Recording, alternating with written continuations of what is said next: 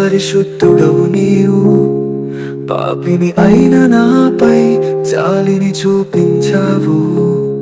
తండ్రి అయిన దేవా, అతి పరిశుద్ధుడవు నీవు. పాపిని అయిన నాపై జాలిని చూపించావు.